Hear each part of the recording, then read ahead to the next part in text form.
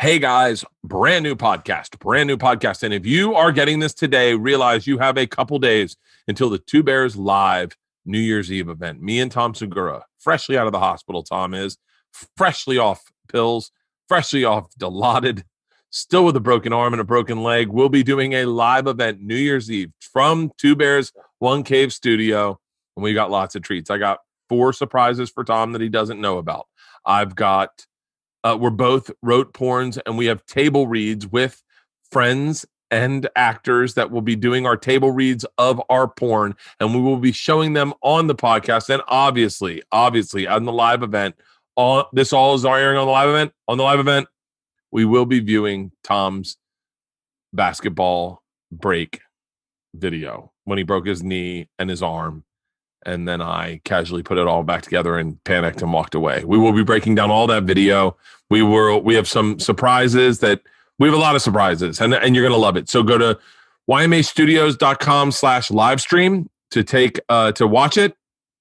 I think it's like $10. I don't know. Get your tickets. It should not crash day of. I know last time we had so many people coming in trying to buy at the last minute that the site shut down. We have made precautions. I know that I buy things at the last minute. So to avoid that, you can get your ticket now, and then it gives you a login. I did it for Jennifer Nettles' Christmas special. But check it out. Two Bears, One Cave, live New Year's Eve, starting at 10:30 Eastern time, 7:30 West Coast time, going all the way till midnight LA time. I ran 1,000 miles this year, everybody. I am very, very, very, very, very proud of myself. I said last January 1st at a party at my house, I said, I will run 1,000 miles this year. And I fucking did it. I did it. I have run exactly 1,000 miles. If I had my phone, I'll show you. I've run exactly. By the way, it's a fluke that it's exactly 1,000 miles, but I feel like I don't want to run again this year because I don't want to fuck it up. It just looks so pretty. The way it showed up, take a look. Let's see if this is it. Look at this. 1,000 miles exactly. I didn't even do it on purpose. I just turned the fucking thing off, and then I looked, and it was like 1,000 across the board. Very proud of myself. Hey, but you're probably like, Bert, how much do you weigh? Same weight, same fucking weight. Here's the one thing I will say is, we did Dr. Drew and I did a Two Bears, One Cave live, or what did a Two Bears, One Cave a couple weeks ago that airs this week. Is aired right now. It just came out Monday. We did it like a week and a half ago or whatever. And we go through my test scores for my blood work. And we talk about everything. And I think and some of the numbers where Drew thought I would be higher are not that high. And I think it's because I ran so much. So I'm going to keep it up. I would like to get Garmin. I love this Garmin watch I have. Maybe Whoop doesn't track my mileage that way. I do it with Whoop in a heartbeat. But I would love to have someone set a challenge for me and go after a challenge. Maybe set up a challenge with a bunch of people starting New Year's Day. I mean, that's the beauty is we don't have to start right at New Year's Day because it's a fucking year. You just got to push it. But we'll try to figure something out, or I will definitely set up a challenge for myself. Maybe I'll go for 2,000 miles next year. I will tell you, my knees started hurting at the end, and I have pretty bad sciatic problems. I'm not sure 1,000 miles was actually wise. Anyway, I ran 1,000 miles. I ran a fucking 1,000 miles. That's it. Just trying to stay healthy in this pandemic life we're living in.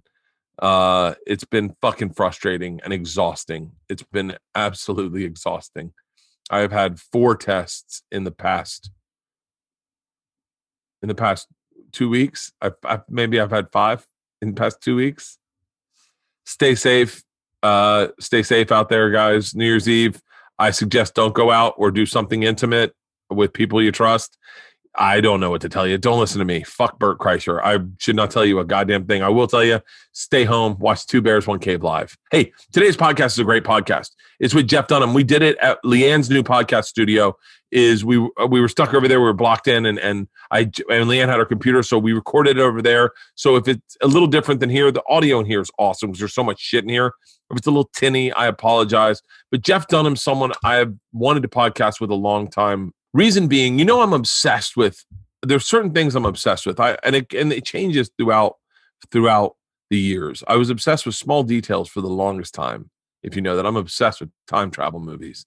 I'm obsessed with Tenet. I've watched Tenet maybe 5 times now. I'm obsessed with certain things. And with Jeff Dunham, I'm obsessed at his career trajectory. So many times the people that we notice in this business that are successful are the people that are that got cast in something and then they got put into a big movie. And I remember one time hearing Cat Williams, who I absolutely adore. I love Cat Williams. Sounds weird to say I adore Cat Williams, but I love Cat Williams.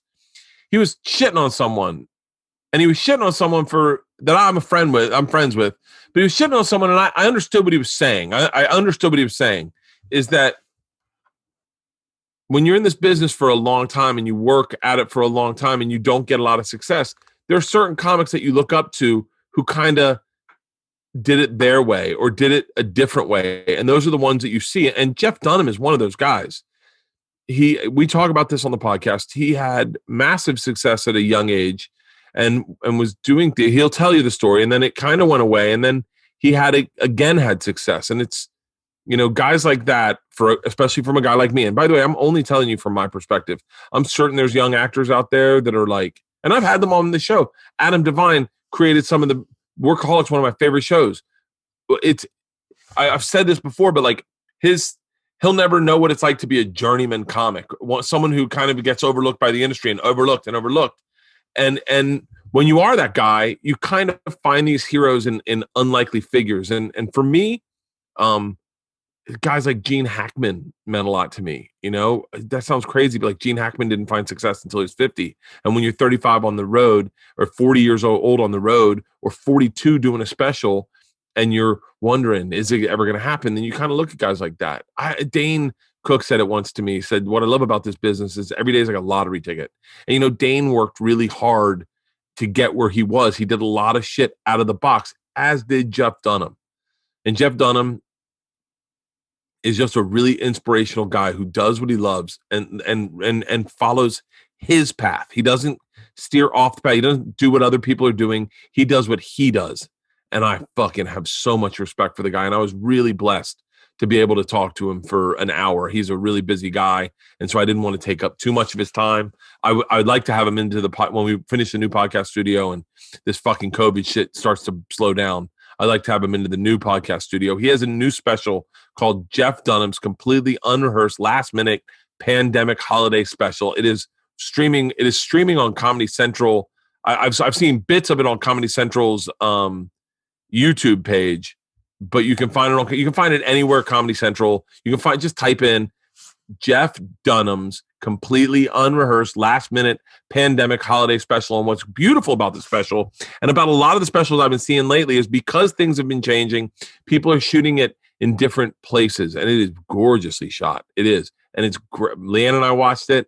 First fucking 3 jokes Leanne and I are laughing at. And I said, we talk about that. We talk about shooting it in a socially distant atmosphere, about shooting it for 100 people when this is a guy that normally performs to about 10,000 people. So I think you're going to enjoy this podcast. Hopefully I got all the questions that you'd want to hear out of it. I'm trying to get better.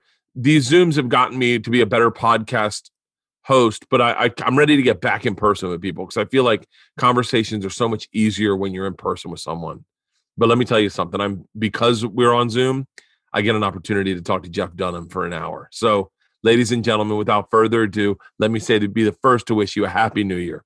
Find us at 2 Bears 1 Cave live at YMH Studios /live stream for New Year's Eve. Without further ado, my guest today, stand-up comedian, Jeff Dunham. He's the man, the myth, the legend.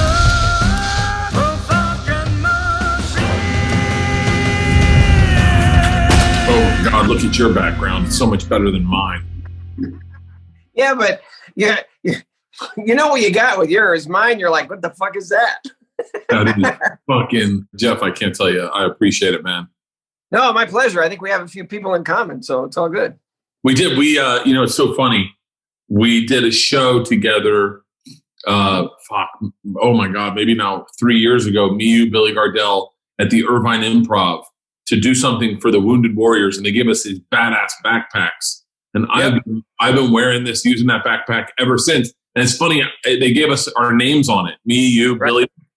I think it was just me, you, and Billy, and maybe Mike Loftus. I can't remember. But I think of you every time I put on that goddamn backpack. Yeah, those were cool. It was great. Yeah. By the way, I got to say, congratulations on the new special. Thanks. Yeah, that was, I like everybody just sitting around going, what the hell am I supposed to be doing here? And I heard other guys doing other stuff. And it was like, I can try something here. We'll see if it works. Well, I'm telling you, man, it's changed the way I look at things now. You, Colin Quinn, Sam Morril are the three people, and well, obviously Dave Chappelle, but have gone out and shot beautiful, beautiful specials, not in theaters. And I don't know if, obviously we all know that theaters and for you arenas are ideal place to do comedy financially. But when it comes to shooting a special, it really is kind of redefined the way I look at shooting it, because it was fucking gorgeous, man. Thanks. Yeah, well, luckily I've been with a production company who'd done a couple of other ones before during the pandemic. It was great. But for me, more than just that, than just the location or whatever, was that I didn't have any material that would have worked after these, then it was 8 months or seven or 8 months, because I looked back at my act and I thought, okay, I'm going to try this. We're going to do it with 100 people, socially distanced, cocktail tables, 4 to a table. There's enough of that's enough of a problem right there, because, I just, yeah. So I thought, all right, we'll try that. But then it's like I look back at my act and I thought, surely, after having not done a special for 8 or 10 months, there's enough material there that I can do 44 minutes for the hour special, right?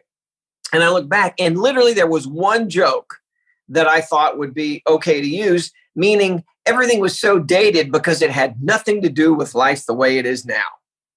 Yeah.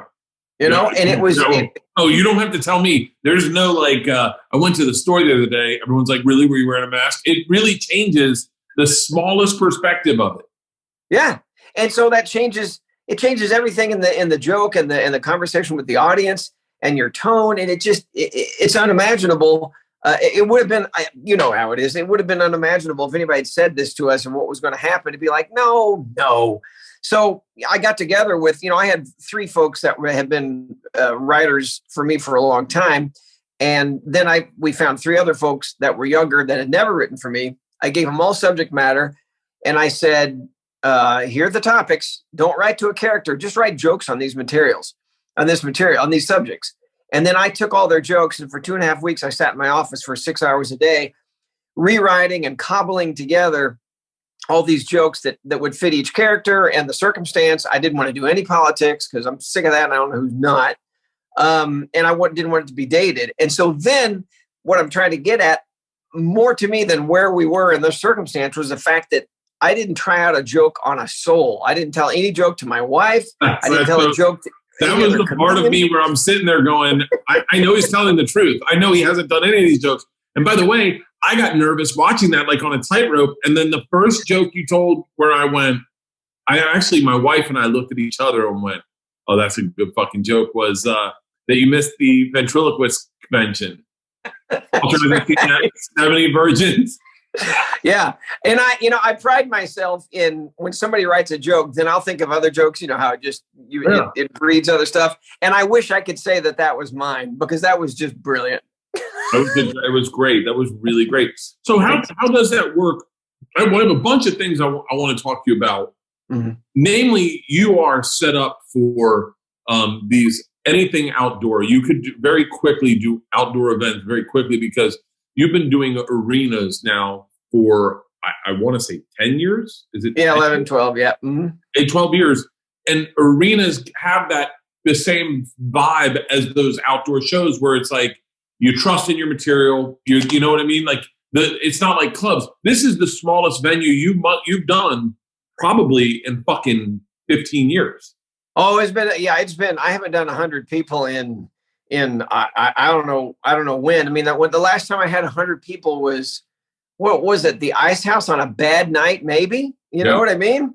I don't know when that was. So that was back in the 90s. So, but you know what?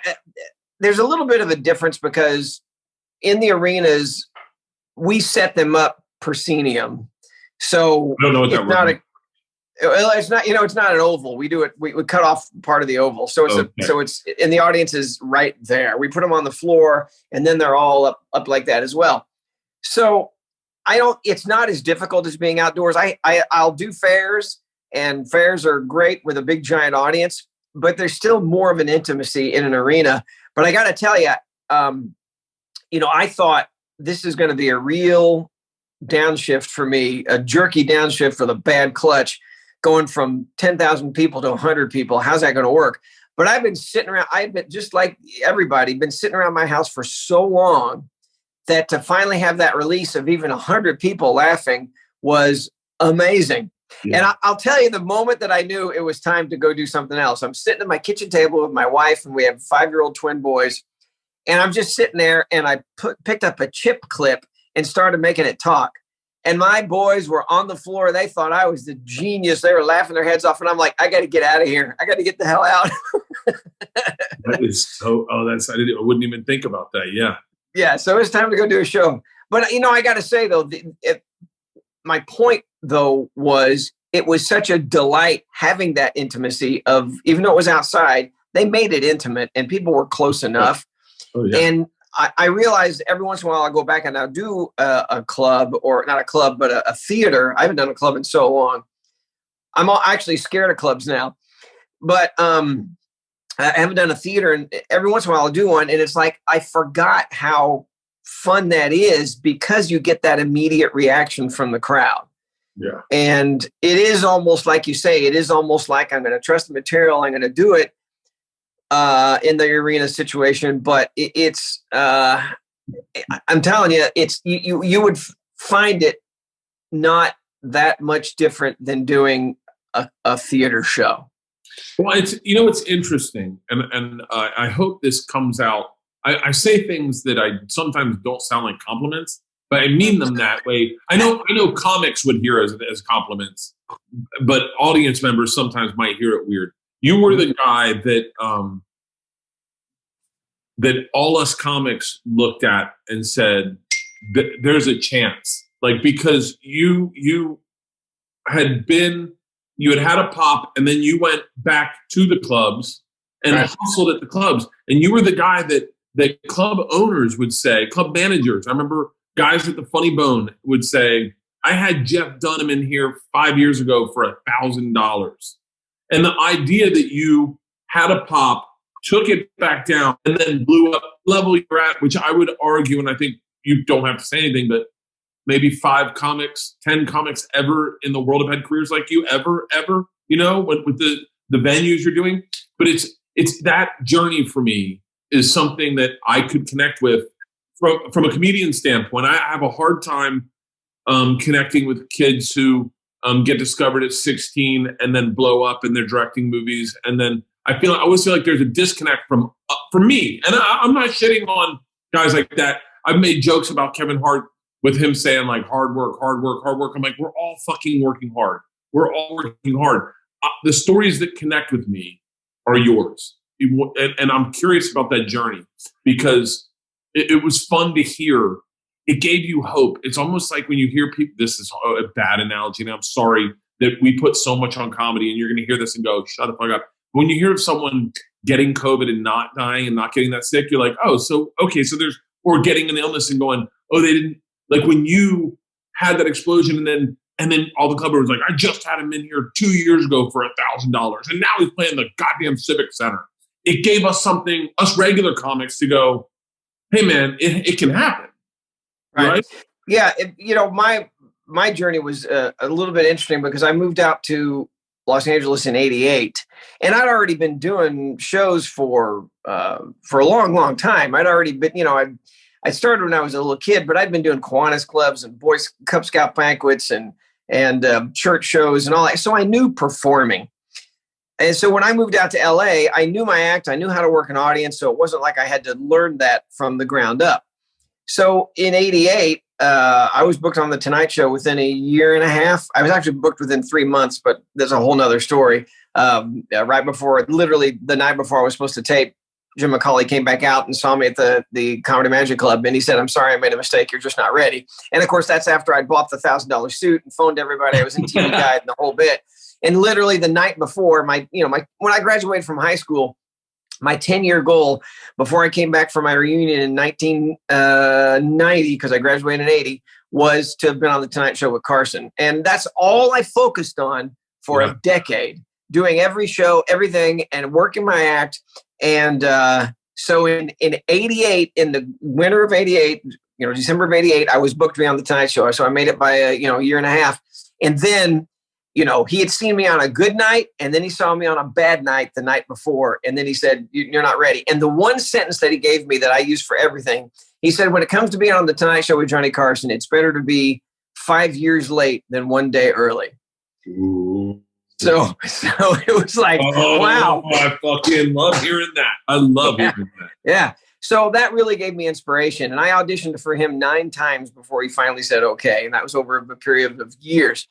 So after that, in 90 when I was on, I had a nice surge that went from pretty good comedy club to great comedy clubs to theaters. And in 92, 93, I was doing big theaters, and it was great. And I stayed up there.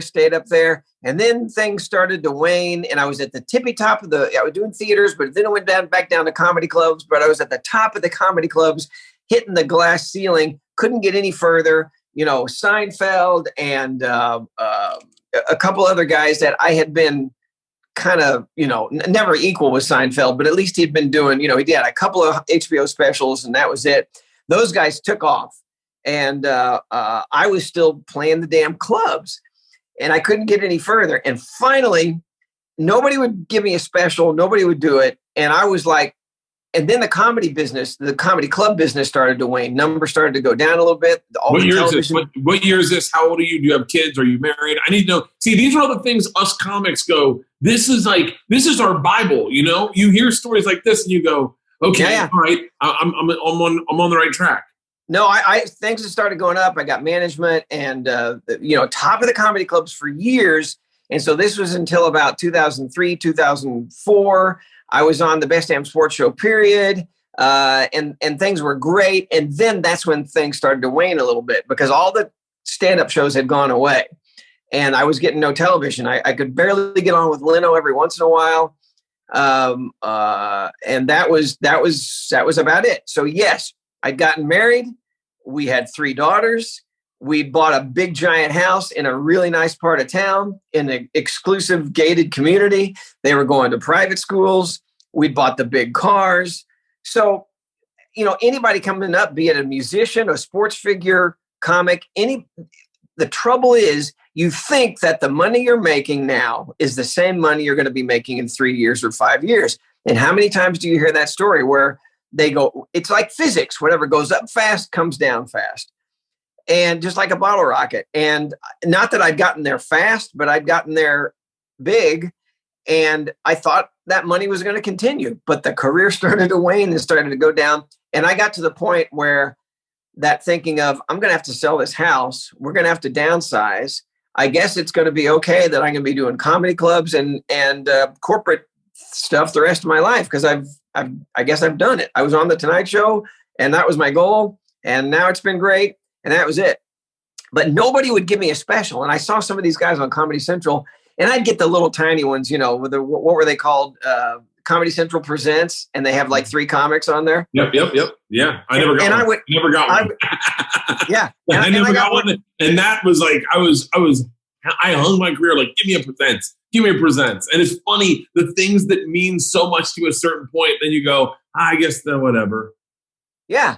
But you get there, and it's great. And I'll tell you let me digress a little bit. After my first time on the Tonight Show, I was single, living by myself. And after it aired on the East Coast, I'm sitting there, and one of my buddies, longtime friend of mine, called me. He was in Philadelphia, and he called me. He goes, "So that was great." I'm like, "Thanks," because it had aired out there. And he goes, "Now I know what you're doing." I go, "What?" He goes, "You're sitting alone right now with nothing going on." And I said, "Dude, you're right." And I didn't know, I was not one of those comics. I didn't know you're supposed to go to the Improv and celebrate and, watch it I didn't know that. I didn't have any friends in the business. And so I was sitting in my room. I was renting from some friends. I had one room. I was sitting there alone in my room, and it aired on the East Coast. And I'd gotten a bunch of phone calls on my answer machine. And then that was it. And I was sitting there all alone going, yeah, I was on top of the world a few hours ago. That was amazing. And now I got nothing. This is a lonely life, man. So, but anyway, so back to that. Yeah. So things were going great and nobody was giving me a special. So with Judy and Company, I decided to finance a special myself. We shot it in, God dang it, not La Habra. I forgot. Anyway, and I financed the whole thing myself. And back then in 2005, it cost me $120,000, something like that. And so they said, here it is in the can, and now let's go try and sell it. They could not sell that damn thing.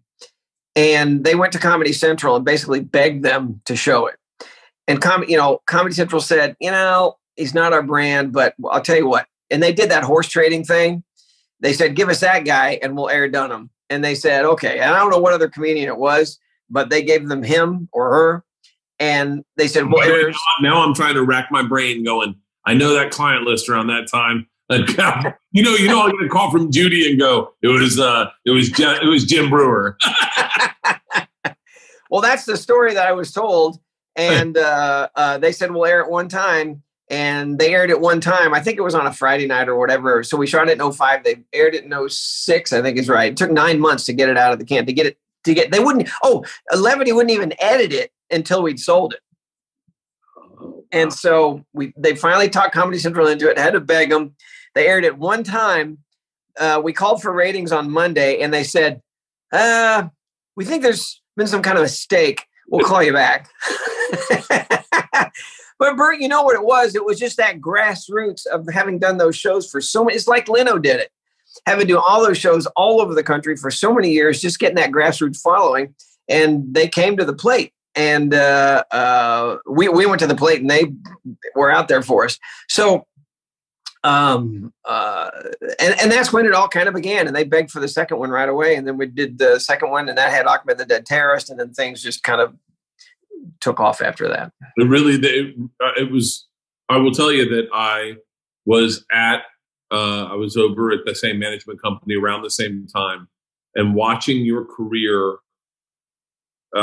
explode I think any comic listening right now knows it's so important to hear these stories because those are the ones that are realer. But there's only a bunch of kids from Harvard that get writing jobs on SNL. Most of us aren't doing that. Most of us are going to pound it out at the clubs. Hope that. I remember Ralphie May one time said, "Guys like me and you better hope for a snowstorm." I said, "What?" And he goes, "We can put on good specials, but unless that snowstorm shows up, no one's staying home to watch it." That's really funny. That's really funny. Yeah, but those little things, and I remember talking with people because your business acumen, the way you looked at the business, the way you assessed the business was different than most people. You were the first guy I know to send out reward baskets for, like, I think you call them Uber fans or whatever. Like, you'd send out stuff and go, "Hey man, I'm glad you're on my team." And I remember hearing that going on a fan side going, "Oh man, if I got some," I just talked to Nikki fucking Glazer today about it. And she was like, "I figure you do this and you do a good deed and then maybe they'll remember you down the line." And I'm like, Jeff Dunham was doing this fucking literally 16 years ago. Well, you know what? The big deal, though, was the mailing list. And I would do what was called the Dear Walter cards. And I came up with this. I was sitting at the Tempe Improv, and I said, wouldn't it be great if there was some kind of Dear Abby thing with Walter, my cranky old curmudgeonly guy, where people ask him questions? And I remember sitting at dinner with the manager at the time of the club, and I said, let's make up some forms where it's Dear Walter questions. And then let's put on the bottom of the form where people can fill out their mailing address. And this was all snail mail back then. They fill it out and then they hand them in, and then I'll keep the addresses and I'll get a mailing list and we'll get the questions. So we started doing that. And this this mailing address thing became huge. And then, but it was expensive. Oh no, we do it. We, of course, whenever we go back to that region, we had that whatever program back then where you could pick out X number of zip codes and just send the postcards to that zip code. But then email started to be a thing, and this was in the middle 90s. And Robert Hartman, other manager, good friend of mine, he was like, "You're wasting too much money sending out the postcards. Email doesn't cost anything." I'm like, "I don't know, this email thing, whatever." But then we added an email address onto the snail mail, and we always promised the patrons we would never sell their addresses for anything other than, use them only for my stuff. And so that really amassed a big following, and it was that was a fun way to handle it. Today's podcast is brought to you by Magic Spoon. Holy shit. If you love cereal the way I love cereal in the middle of the day and I've had to cut it out because it's too sugary or it's got too many carbs or you feel gluttonous, but you didn't seem gluttonous when you were a kid. When you were a kid, you could just sit there and it was like almost like zoning out. You turn the box around and slowly eat and you enjoy. It was like almost like meditation. Well, guess what, guys? Magic Spoon has you covered. It's the best part it's the best cereal I've had. Sugary or not sugary, this is 0 sugar, 11 grams of protein, only 3 net grams of carbs in each serving, and they've got 4 flavors. Leanne is obsessed with the fruity one. Isla loves the cocoa one. Bro, I will tell you right now, they've also have frosted, but blueberry is next level. I've been guzzling down blueberry. They sent us 4 boxes. Leanne and I tore through coconut or the fruity and blueberry immediately. Isla worked her way through cocoa just with her hands. We got another 4 boxes. They're sitting out there, and the blueberry is already open. It is amazing. I'm not even fucking around. It is, you cannot tell the difference. You can't tell that it's healthy. You cannot tell that it's keto-friendly, gluten-free, grain-free, soy-free, low-carb, and GMO-free. It just is good fucking cereal. It really is. Check it out. Go to magicspoon.com/Bert to grab a variety pack and try it today. And be sure to use my promo code BERT at checkout for free shipping. And Magic Spoon is so confident in their product, and they should be, because I would back this as well. It is backed with a 100% happiness guarantee. So if you don't like it for any reason, they will refund your money. No questions asked. Crap, send it to my house. I'll fucking eat it. It really is that good. I haven't been able to enjoy cereal like this probably since college. That's magicspoon.com/Bert and use the promo code BERT for free shipping. We thank Magic Spoon for sponsoring this podcast. This podcast is brought to you by Hims. Listen, if you haven't heard me talking about Hims, then you're not listening. Or maybe you're one of those 34% of Americans who have a full head of hair. You know that 66% of men start losing their hair by the age of 35. And once you notice that it started thinning, it can be too late. When I was 22 years old, I was in the ATO fraternity, sitting on the couch. Jeff Hartley stood behind me, and he looked at the back of my head, and he said, "Bro, you're losing your hair." And I freaked out. I panicked. I went, this is back when you could go buy gas station remedies or snake oil pills. And then someone directed me to a doctor, and I had to sit into a long, awkward line at a doctor's office and then go to a pharmacy. This is when you had to go to a pharmacy and deal with all that bullshit. I didn't want to deal with any of that. Hims is one-stop shopping. 4hims.com is one-stop shopping for hair loss, skincare, sexual wellness, all for men. And it was founded by a guy that knows men. A guy who said most conversations for men when it comes to medical crap and like sexual wellness or hair loss, they're better to have online than in person. They'd rather just get online and get their answers. And that's what's beautiful. Hims is helping guys be the best version of themselves with licensed medical providers and FDA-approved products to help you treat hair loss. No more awkward in-person doctor visits or long pharmacy lines. 4Hims connects you with a licensed medical professional online, which is going to save you hours. Completely confidential and discreet. All you got to do is answer a few quick questions. They're going to review it. And if they determine it's right for you, they can prescribe you the medication that treat your hair loss and is shipped directly and discreetly to your door. Today, Hims is giving you their best offer yet. If you're not happy, if you're not a bunny, if you're not happy with your results after 90 days, Hims will give you a full refund. And right now, my listeners can get their first visit absolutely for free. Go to 4hims.com/Bertcast. That's 4hims.com/Bertcast. Disclaimer: prescription product requires an online consultation with a healthcare provider who will determine if the prescription is appropriate. Restrictions apply. Please see website for full details and important safety information. Remember, that's 4hims.com/Bertcast. What was the perspective like when you climbed back up on top of the mountain? What was it? Was there humility attached? Was there confidence attached? Like to be up doing theaters, one of the handful of comics doing theaters, back to clubs, and then back up to a level that at that time, and people, I think it needs to be put into perspective for just the average passerby. Maybe, I mean, you'd be better equipped to tell me, but maybe at the time, 0 people doing arenas as comics when you were doing arenas, and then when you were at your top. We're talking private jets to Europe. We're talking. There's not. Dane Cook was there. You were there. Maybe Kings of Comedy. Maybe Redneck Comedy Tour. But what was it like to go back on top of the mountain? I'm curious what perspective you. Well, what drove me was competition. And whenever I'd hear, oh my God, it would drive me crazy. I'm like, they got how much? What? How many people? And I would just get pissed off. I'm like, no, we can do better than that. So yeah, I was always, it's a disease. It's a horrible disease. I don't play board games. I don't play games. I am a horrible, horrible loser. Can't do it. So this comes from being an only child too. My parents made the awful mistake of always letting me win a game as a kid. They always, and it's like, it's the worst thing you can do as a child to a child. Cause my boys right now, it's like, nope, you lost. Sorry, dude. Maybe next time. You got to teach them how to take that, and not drive yourself too crazy. But then again, who was it? What great coach was it? Said, show me a loser, show me a good loser and I'll show you a loser. Right. Yeah. Yeah. Where was I heading with this? Sorry, what were we talking about? Second arrival to the top of the mountain. Were you more confident? Were you more calm? Or were you like, this time I'm doing things differently? Like, I'm curious because, Jeff, you really have a career that is unparalleled to anyone. You're a grassroots guy who's always done it grassroots. Like, you're one of the more fascinating comics out there, without a doubt. Well, thanks. Well, I always have that self-doubt, and I think that's a good thing. I always, follow in it. Yeah, I still sometimes wake up and go, I'm fooling everybody. They're going to figure it out. So I do, that, and I think that's a healthy thing because, like you talked about, the guys that are 16 years old and they get something and they become whatever.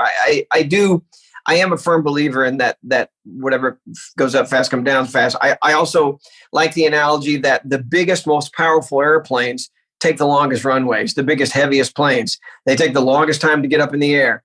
And I think it's kind of the same thing. Some of these guys that win the contest and they get shows in Vegas and whatever, they don't have the chops because they haven't been through the pain of not succeeding. And, there's nothing better for a comic that's coming up than to fail miserably. And for the number of times that I've failed miserably and really wanted to crawl into a hole and die, those are some of those times that are the best for a comedian, because if you have the right stuff in you, it doesn't discourage you. It disappoints you at the time, and then it makes you angry. And you want to come back and do better. And and that competitive thing in me, I think, is what's driven me for a long time. But also, I do enjoy it. There's that. I always used to say money is always second. The minute you start doing it for the money, then you're going to start to fail. And I still try and abide by that. Like this special, everybody's saying, you're going to make X amount of money. I'm like, I don't care. I don't care. Stop talking about the damn money. I have to tell my accountant that too. It's like, you're going to make this and this. No. Is it going to be funny? Are people going to enjoy it? Is it going to make them want to come back to my live shows? And I'll go back to the other one. Is it funny? Because if it's not funny and it's not going to entertain my audience plus a bunch of new people, then we're not going to do this. And I don't care how much money they throw in my face.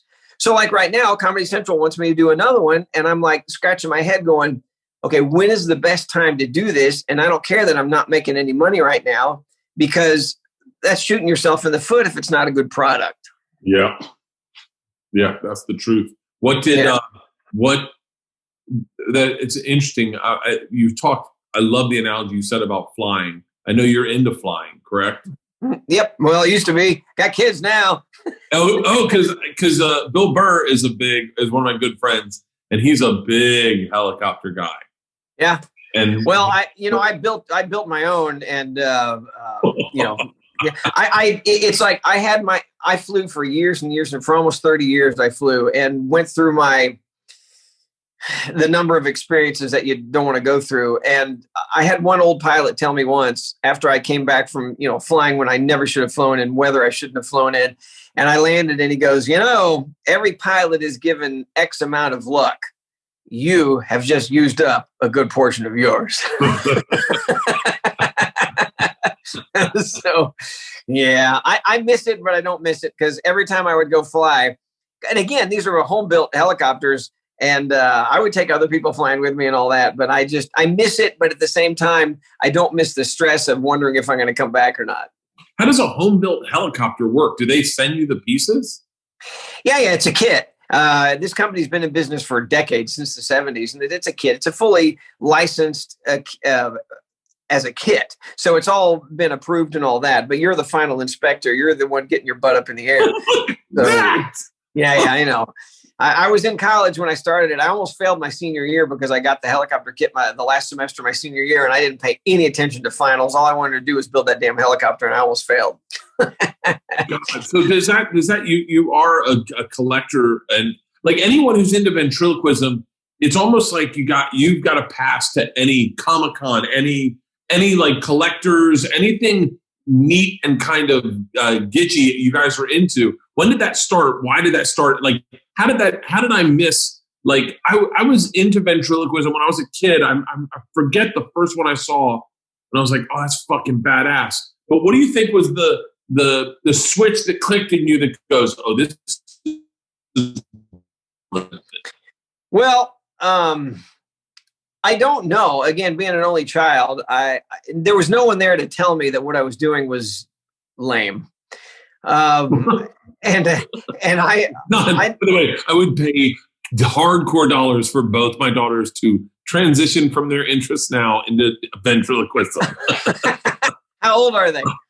Fucking 14 and 16, and I'm losing my goddamn mind. That's great. Yeah, my daughters are now 22, 24, and 28. Oh God. And yeah, those years that you're talking about were fun years. So I don't know what it was. I view that what I do is not, I don't view it as a variety act, because I know that it technically is, but I view what I do as a more fun form of stand-up comedy, because it's a team, and every element of comedy that you have in a sitcom, I can have. There can be conflict, there can be tension, and discussion. So I can set myself up, and I can talk about things that we really can't talk about anymore without getting into huge trouble, because I can debate both sides of the argument. And I like that every once in a while. If there's a topic that you're not supposed to talk about, I can take one side, the dummy can take the other. And hopefully if I do it right, people are going to walk out of there going, I really don't know what his view on that is. So it's really fascinating because people have kind of, and I'm sure you get this, I know I've definitely gotten it, because of the type of fan that is attracted to your comedy. People then label your comedy, it's got to, so you must be a conservative Republican comic. I'm like, listen, man, I don't ever tell you my politics. I know that I perform well in the middle of the country, but I think that's because I'm a beer drinking, rip your shirt off kind of a guy, and lives in the middle of the country. I'm not a craft beer, artisanal ice cream, handmade shoe kind of dude. So I apologize. I don't have jokes about that shit. Right. And you sell big time tickets, and people on the coast go, yeah. I couldn't move a ticket in Brooklyn, but fucking put me into the city, and all Long Island's coming out. Oh, that's great. That's awesome. Yeah. And there you have it. So yeah, I mean, and again, back to your question, what clicked in my head. I don't know. I saw a dummy in a toy store and I got it for Christmas and started doing the shows. And like I said, it was the early, Cub Scout banquets and all that stuff. And then it just kept growing. But it wasn't until that I got into college and had come out to LA a few times when most of the other, college students were going to, to the football games and drink on weekends. I was flying out to LA to, try my hand at the Comedy Magic Club mainly. Mike Lacey was really the one that got me started out here. I realized after following some big names on that stage that if I was going to have any kind of career with a length to it, that I was going to have to not do the ventriloquist tricks, because I was doing the thing. I did it in my last special because I hadn't done it in so long, and I'd never done it on TV except for the Tonight Show. But I did the drinking bit and made the dummy talk and all the voices and stuff. And that's a fun ventriloquist trick, but there's no way that you could keep coming back to the same city over and over doing it's like a juggler. A juggler's never going to have a huge career going to the same cities and touring over and over and over again, because he could, but man, that would take a lot of creativity, So for me, I realized it's all going to have to be the spoken word. It's all going to have to be jokes. It's going to have to be situational stuff. It's going to have to be stories with the characters. Everything that stand-up comedy is in dialogue form. And that's why I think my career has gone beyond the 15 minutes anybody ever expected it to, is because people keep coming back for the dummies and the conversation and the relationships and the jokes. They're not coming back to see a guy that's sort of not moving his lips.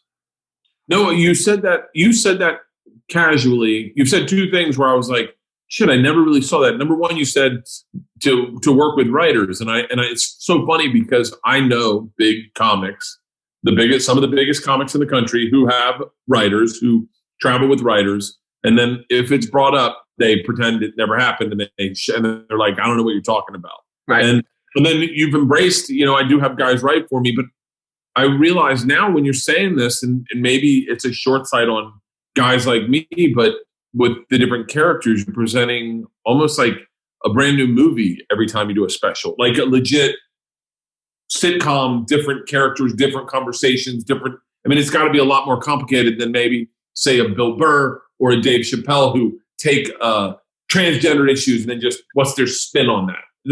No slight on either of them. Obviously, we all agree they're the greatest. But I'm saying it's a very different approach to comedy.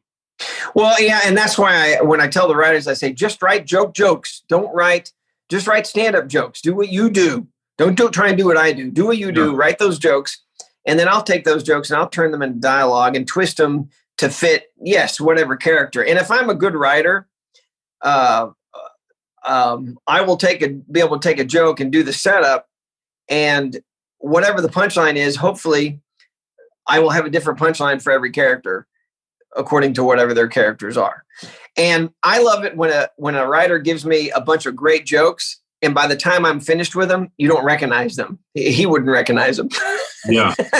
Because I've twisted them enough to make them fit whatever dummy's going to be telling those jokes.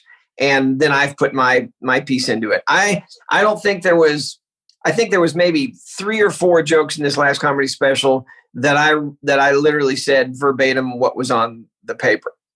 And the one joke that you said about that Ahmed doesn't like Ahmed doesn't like going to the ventriloquist convention because he's used to seeing, because there's 600 people there, he's used to seeing 72 virgins at a time. I was like, oh my God. And I thought, and I said it on stage, I'm never going to be asked back. I thought, all the ventriloquists are going to hate me now, but maybe some of them won't get it. It was a great joke. How cliquey is the ventriloquist scene? I have come to the conclusion that no matter what interest you have in life, that's a hobby or a sport or whatever it is, there's a core group of people that are so serious about it that it makes you embarrassed that you're part of that group. That makes no fucking sense. God damn, that is stand-up comedy to a T, and that applies to everything. Yeah, it applies to stamp collecting, everything. So, I've been going to that thing for every year since 1975, and most of my friends I'll tell you this. The guys that are, and the women that are the most normal are the ones that do it for a full-time living, believe it or not. And that's like 6 people, right? The rest of them just do it as a hobby. They do it for their churches, and a lot of lovely, lovely folks. But there are some people there that just take it so seriously that you're just shut up. They won't call a dummy. It's a ventriloquist figure. No, it's a dummy, you idiot. So, yeah, I don't take what I do seriously. It's a lovely art form. It's great. And it's been around for centuries. But, you gotta, I look at my own, Bert, I look at my own 8x10, my own headshot, and I go, really? There's a grown man sitting with 5 dolls, and he's making them all look at the camera, and we're all smiling as if it's all normal. It's not. I'm pretending I'm playing house. That's okay. I watched a video. I was flipping through Netflix the other night, and one of my specials was on the front page, and they had done some animation to it. And I just was with my daughters, and I clicked it, and I was like, wow. And all of a sudden, my daughter Isla goes, "Forever, you'll be with your shirt off. Forever, forever." People are like, if 100 years ago someone finds this, I go, "Why is his shirt?" That's the first thing they're going to say. I was like, "What the fuck is wrong with me?" Like, God damn it. But it's true. I love that for whatever you're into, there are people that make you embarrassed to be into it. That's right. My friend Kelly Asbury, he unfortunately passed away a few months ago, but he was one of the directors on Shrek 2. He did Romeo and Juliet, a bunch of really great animated movies. But he said it's the same thing with animators. And because he's was so big, they wanted him to come to all the animation conventions and all that. And he said it was the same. And he would come to the ventriloquist convention every once in a while just for fun. It was like, because we liked it. But he would say the same thing, that it's just like some of the animation people are just too damn serious. And it's usually the big guys, the important guys that go, "Oh my gosh, I can't be here. This is too nuts." Well, it's like that with comedy. And it's so funny. I think every comic goes through that phase where you take it, so you're so precious about it. And then you get to a part where you're like, oh my God, like there are people that like don't go into my comment sections. Holy shit. They're fucking insane. You are good friends. Let me rephrase that. I was rumored that you're friends with a friend of mine. And when I say friend, I use it very loosely because I'm not sure she loves me to death, but Caitlyn Jenner, you golf partners with her. Right. Yeah. We were friends doing common things when she was Bruce. And I think some of those interests of hers have now gone away, flying radio control helicopters and all that. But yeah, Caitlin's great. And what's funny is it's the same person. And it's just, people ask me, is it weird now? And you want to go, oh, no, it's not weird. You know what? I have so much respect for Caitlin for doing that. But it as a guy, another guy who was buddies with Bruce, now it's like I'm doing my very, very best, but it's still a little, it's all me. It's all my problem.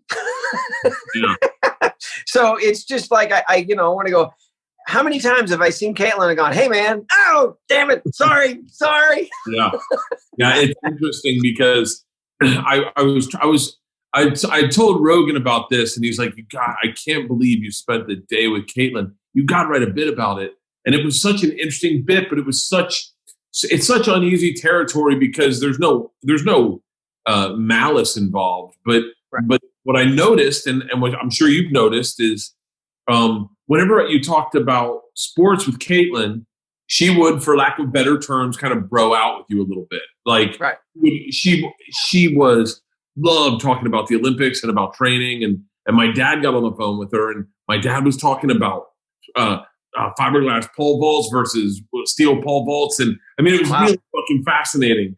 And then I almost hit her with an axe, and I almost literally fucking killed her with an axe. And it was a hilarious story. And I was like, you know what, man, I'm going to wait until all the fucking rain settles and everyone's cool. And maybe it's a story you tell in like 5 years where you get into detail and everyone's comfortable, but it is kind of tricky. But like I said, you're a guy that's always been able, because of what you do, to literally dance on both sides of that line. Like you said, another ventriloquist who was, by the way, not even remotely close to what you do when it comes straight up offensive was Otto and George. Otto and George were great. Oh my God, they were awesome. God. Yeah. I remember the first time I saw Otto and George, and I was like, shut up. But you're right. It was that George was saying the most horrific thing you could ever imagine saying, calling them cunts in the audience. He was South Park in real life. And it was just amazing. And I remember the first time I saw him or heard him, I was at a different point in my life. And I was like, oh my gosh, this is horrible. And then as life moved on and I got a little jaded, I'm like, this guy's freaking genius. And I, some of those things that he said, that George said, it was like, I don't even know how you think that stuff up. Oh my God. I mean, some of the stuff now, it's like, I remember I was good friends with a comedian named Jay Moore at the time. And he took me downstairs to like his like little screening room. He was like, almost like we were watching a porno. He goes, you want to see something really fucking crazy? And I was like, what? And he turned it on. And I want to say we were high. I don't remember, but I was crying, fucking laughing, going, yeah, this is. Yeah. And to take comedians and get comedians to laugh like that, that's a special thing. Yeah. And it is a very special thing. But my favorite story, and I don't know if this is true or not, but someone I partied with one time told me that they were all doing coke, and Otto was like pretty fucked up. And he was like, "Hey, you mind if I go get George real quick?" And so he comes back with George, and Otto has not been saying a word. George just goes, "Can you believe this fucking guy?" Not to speak ill of the dead, but I know that there's people that probably are related to him and love him and are like, hey man, I don't love the story. But us comics, I love the good comic stories, and I hope people share them about me when I'm dead. Fuck. This podcast is brought to you by Mercari. Listen, if you're like me, we're getting ready to move, and I have a ton of extra stuff in my closet. Stuff that hasn't even been used. We've got an extra coffee maker, yoga mat. I've got shoes that I've never even touched. And it's time to start the year clean and free. That's why you can use Mercari. Halston's girlfriend's using Mercari, the marketplace app that makes it easier for you to give my unused items a new life and get rid of them the simple way, to say goodbye by selling your stuff to someone who actually wants it, and a buyer can say hello, and then you make money. Halston, what's Brooklyn doing? She would go to this store that had dollar items on Wednesdays, and she would buy a bunch of stuff that was awesome for $1, and she would resell it on Mercari. Made a couple $100. Dude, cool. It's so simple. Just download Mercari, take your item, take a few pics of it, add a description, and boom. The item is on its way to being sold, and there's no meetups involved when you sell. You just box it up, and Mercari will email you a shipping label. Shopping on Mercari also saves you money. You'll find particularly new items at up to 70% off with no in-person meetups, which is the safest way to buy and sell, especially these days, especially anytime. Mercari's simple and make sure your used things don't go unused. Sell them instead. And instead of letting them sit around your house, look at this man cave. It is full of stuff that Mercari could there's a killing to be made. And when we move out of here, bro, I'm throwing it all on Mercari. With over 50 million app downloads, your items actually sell on Mercari. Your stuff could be exactly what someone's looking for. So turn your goodbye into their hello on Mercari. Start buying and selling when you download today from the App Store or at Mercari.com. That is Mercari. Mercari, your marketplace. So when do you think touring will go back to normal, and when will it for you? Because your touring is fairly specific. My next door neighbor, we live in a cul-de-sac, and we were out in the cul-de-sac here a few months ago, and he said it very succinctly. He was just sitting there, and he doesn't know much about me, but he learned a little bit, and he finally goes, oh, yeah, you're going to be one of the last guys to get back to work, aren't you? I'm like, oh, damn it. Yes. Yeah, it's like I don't I have no idea. I mean, I'll tell you the truth, Bert. When I walked off stage in March, so the first weekend in March, I think was my last show. Maybe, I don't know, maybe it was March 9th or something. I turned to my crew. I got 12 guys on crew, and we got 2 semis and 2 tour buses, and so it's a mini rock and roll kind of operation. And I turned to them, and I've been listening to the news and all the stats on viruses and all that, and I go, you guys, I don't think we're going to be back to doing this until Christmas of 22. And they're like, oh, that's crazy. And I go, nope, I think it's going to be that long. Of 21, I'm sorry, Christmas of 21. Sorry. I said it's going to be. You're shitting my pants. Like, yeah, it's going to be. I said it's going to be a good year and a half before we get back to that. Now they've come up with the vaccine way sooner than anybody ever expected, so that's great. But then you hear about the super, the mutant versions of COVID now. So I really don't know. When are people going to be comfortable sitting with large groups of people? And I don't know, when is big sporting events going to come back? When are theaters going to come back? Movie theaters? I don't know. And is it going to be an altered version of that? I think we're all going to get back to normal at some point, and we'll be shaking hands and hugging again. I really think that, because other people say that's gone forever. No, it's not. No, not yet. No. You know what? I did an episode of Last Man Standing last week, and it was great. But one of the actors, and I won't say which, at the end of it, came up, it wasn't Tim, came up and said, I want to shake your hand and say, this has been just great. And I'm like, okay. And you know what? It was awesome. Yeah. I hadn't shaken anyone's hand in 9 months.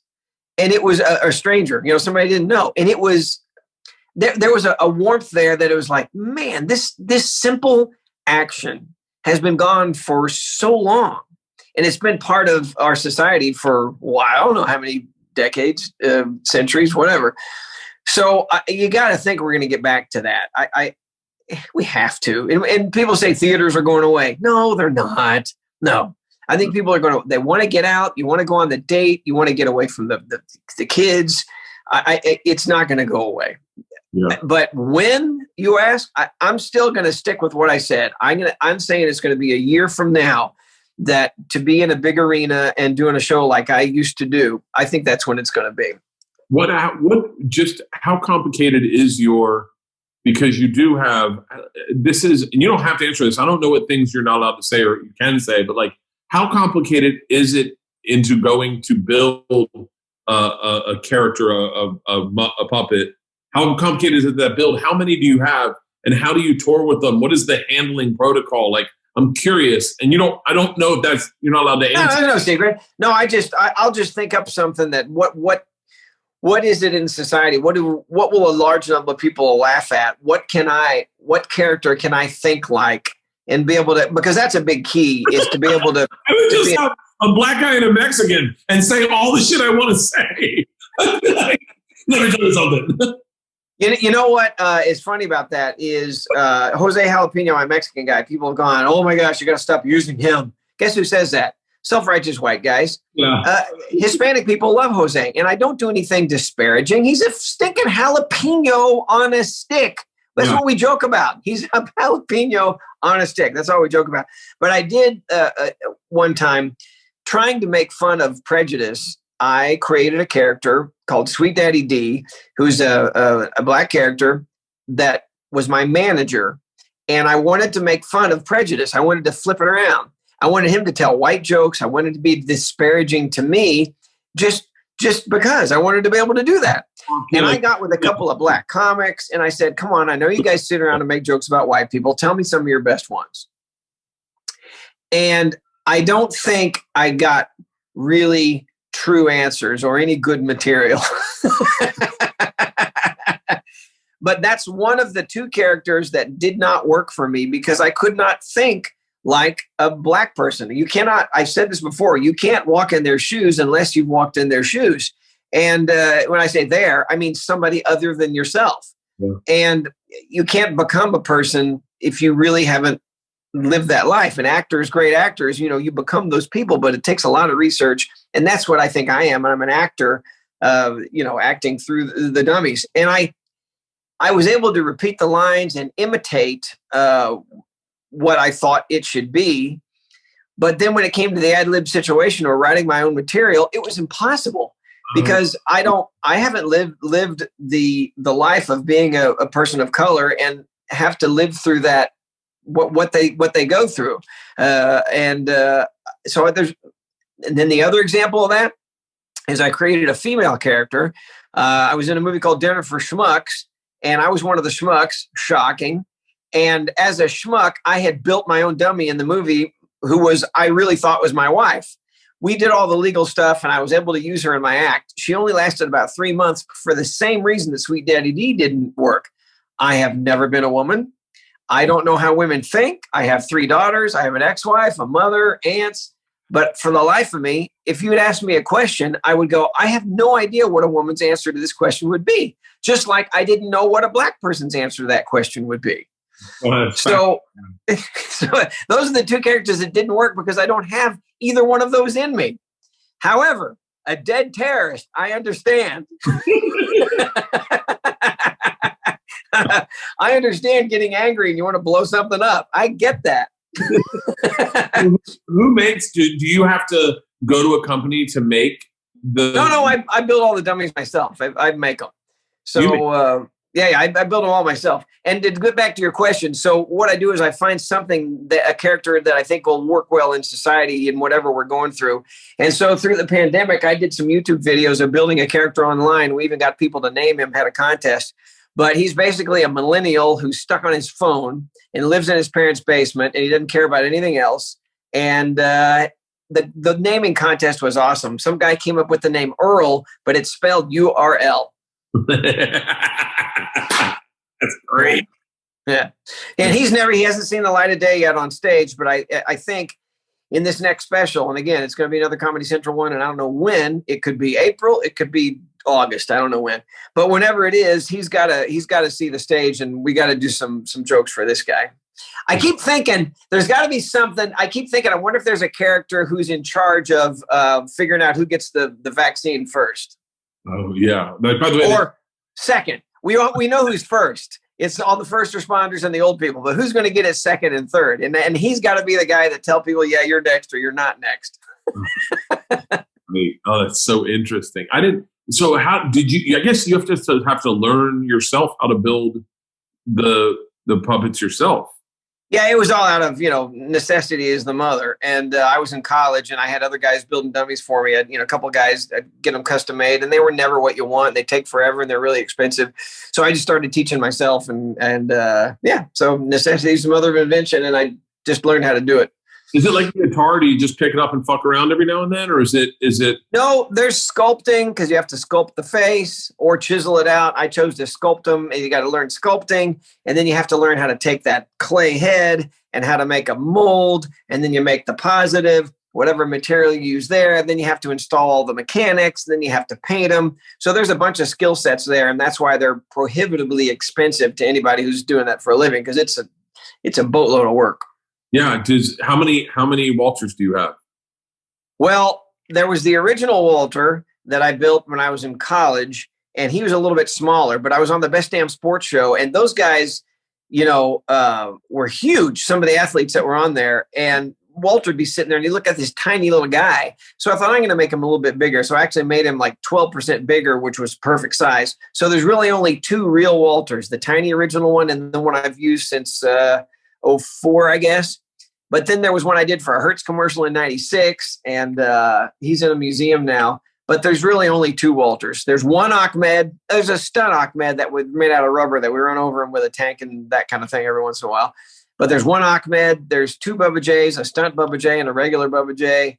And who am I missing there? Peanut. There's a handful of Peanuts because he's a Muppet instead of a hard character. Wow, that's fucking fascinating. Now, what? Yeah, because if the house burns down, screw the kids. They can get out themselves. I got to go find the dummies. How old were your boys before you introduced them? Have you introduced them to the gang?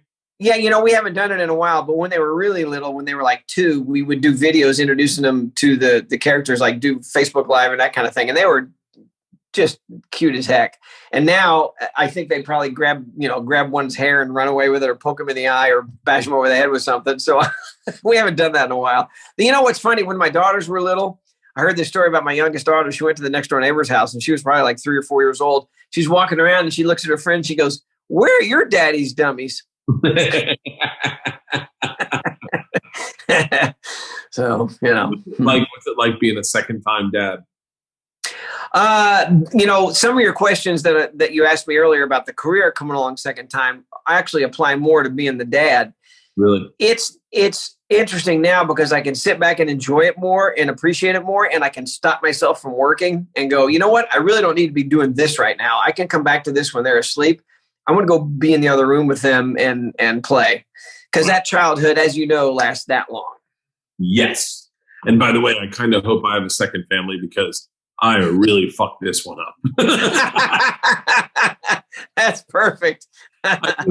I feel I really identify with what you're saying, because I was saying to someone about reading a book, and I said to my oldest daughter, I could never really enjoy reading books to you because I always thought I should be working. I'm not doing anything to get you things you need in life. Like I'm afford your school, or I really felt guilty, and I couldn't.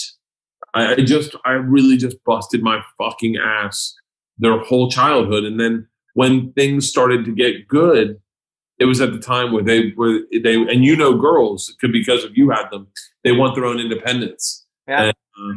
And sometimes they think you're not cool and they don't want to be around you and they really want distance. The joke I told Gwen Stefani, there's a little name drop there, but I told Gwen Stefani, I said, yeah, me and my daughter doesn't want anything to do with me, and it sucks because I love her to death.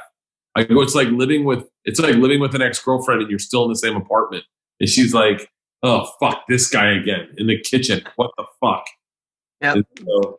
Well, you know what? I used to pride myself in saying that I never missed a big event. I never missed a birthday. I never missed a holiday. That was the luxury of being at the top of the food chain in the comedy clubs, because I could at least pick my times to work. Yep. And that was great. But then as time went on, I realized what I did miss were the times that weren't the big times, just sitting around doing nothing. Just, those are the times that they remember the most. Yeah, I never missed a birthday, never missed a recital. Always got home for that. But what it bums me out is I didn't coach her softball team. I didn't. Right. It wasn't. I never had. I'd see dads that did that and be like, I remember looking at this one dad. His name's Bert. He's a really great dad. And he's oddly enough, his name's Bert.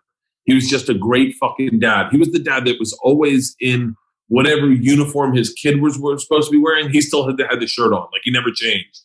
I remember thinking, what the fuck do you do that makes you so comfortable with the idea that it's all going to work out? Like, that you go, like, why aren't you behind a fucking desk? Like, what? Like, to this day, literally today, I'm trying to take some time off. I'm trying to be socially distant. I'm trying to slow things down. And today I just felt like a fucking loser. I'm like, nothing's going on in your career. What the fuck you doing? You got to write something. You got to work on something. You got to make something. You got to create something. And like all of a sudden, then I'm like, oh my God, like this is probably a sickness. Like I need to just slow it down. And so I came over with my dogs we're trying to build a new house. I came over. That's why I'm over here. And I was like, I'm going to go look at the trees and make sure the trees are set up the way I like them. And I'm losing my mind. Should build a helicopter. No, you know what? I think that thing of I grew up that way, thinking those. When I graduated from high school, it was like every single day. It was like, what am I doing today to forward my career? And that carried on through my first marriage. It's like, have I done anything today? It would be hobbies. Anything that I was doing had to have something to do to help me forward my career. Even the radio control helicopters, because I knew learning the mechanisms, I would learn how to do the insides of the dummies better. So just those kinds of little things. And then I think it's a happy medium. It's a balance that everybody has to figure out of, okay, it is a sickness, but it's a drive that makes you succeed. But at the same time, just like women, when they try and balance being a mother and have a career, we have to do the same thing as dads, where it's like, if you're the breadwinner, you got to do that. You got to push. You got to be better at what you're doing than anybody else. But something's got to give. And and you have to make that time. And for me, it was just giving up a lot of my hobbies. I don't even have any hobbies. My hobbies are writing. I literally talked in therapy one time, and he was like, "What's your hobbies?" And I was like, "Stand up." And he goes, "Well, no, other than stand up." I go, "Writing jokes." He goes, "No, other than that." I said, "Making videos." He goes, No, that's still your work." I said, "A podcast?" And he goes, "No." I was like, "I don't have any fucking hobbies. I wish I had. I wish I had something to give up other than alcohol. That's been my main hobby." Well, that counts. Yeah. You know what's funny though is sometimes when I would go work on something else, be it something mechanical or be building something, and I would totally push everything away for a day or two when I wasn't working, that was really healthy time, because somehow your brain starts working on other stuff and you stop thinking about your work, but your whatever other part of your brain is working on it. And when you come back to it, that creativity suddenly flows and is better. I mean, some of the best stuff I ever did was when I was building those helicopters, and I would be in working on that for hours, 16-hour days, just, when I didn't have a family, building this thing. And then a week later, I'd sit down and go, I know what I could do. Yeah, I'll do that in the act. That'll be great. And you know what I mean? It's like writing that hit on a napkin in a restaurant. That's how that muse happens, I think. I was trying to take up leather working with leather and making leather goods. Right. And within my first fanny pack, I started going, I could sell these as merch. Like, I got to find something easy I can bang out quick. I'll do multiples. I'll do wallets, just credit card holders. I'll bang them out, stamp them with a Bert, and then I could, and I'm like, fucking Jesus. That's great. Yeah, the truth. Jeff, I appreciate you giving me any time. The fact that I got you for an hour is a huge privilege. I am a massive fan, both of what you do on stage, the way you run your business. And like I said, man, you have been a channel marker for me in my career as for a lot of us. Just the fact that you persevered and had that long flight in the big plane that's still cruising. I mean, well, Bert, I appreciate it, and same here. And so it's an honor to be here, and thank you for asking me. So it's great, and I do like the wallpaper. I don't care what anyone says. It's my wife's. We're building a new podcast studio, and they're eating Mexican food in mine. So this is my wife's backdrop. That's awesome. Well, great. Well, I really appreciate it. So thanks for having me, and I hope this one does well for you. Hey, thank you so much, Jeff. Stay safe, and have a good New Year. Thanks, man.